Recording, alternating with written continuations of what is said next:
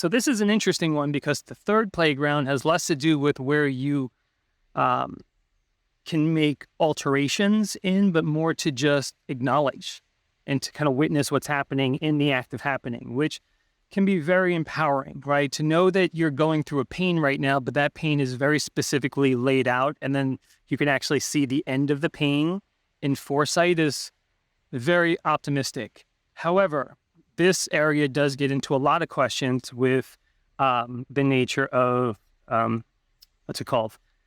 Free will versus predetermined and predestined. So people can get have a hiccup here all the time. But anyway, so in the third playground, one of the things I like to talk about is how interesting it is that we all have something very in common.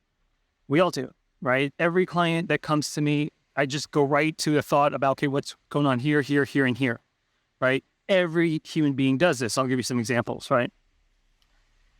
Don't you think it's odd that everyone that you know, let's just say, because you can't project onto anyone else, everyone that you know who is over the age of 35 has had a challenging situation between the age of 36 and 41, 42 plus, right? Think about that. If you haven't achieved that, but you're in your 30s, think about the people you know, everyone you know, that had a challenge, like a really interesting aspect of them happen around 28, 29, like right around that area. Or think about you and your family. What do you know about what happened in your life at the age of 12? What happened at the age of 7? Right? Now, most people can't comprehend 4 and 3, but they can comprehend 7. They can definitely comprehend 12, right? And no matter what you think your family or people did or didn't do, here you were experiencing these things around that age. But how is that possible? How is it that you, me, every client I've ever seen, people that come to us, right? Our clients come to us at a very specific age, every one of them, right? Like clockwork, but we don't market to them. There's a reason why, right? So these are very universal times that we all experience, right? Now, what is happening? How is it happening? How you understand it? That's not worthy for this conversation.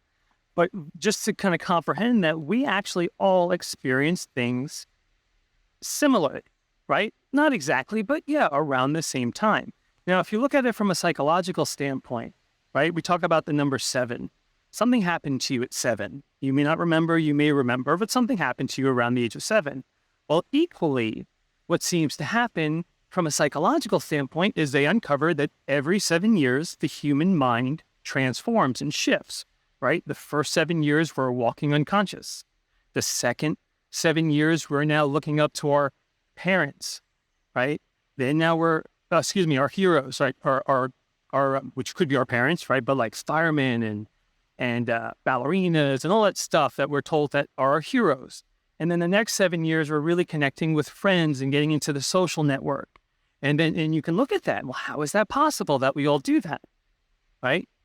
Because there's universal order. There's universal axioms that we're all a part of. And what these are hues. These are how we experience life.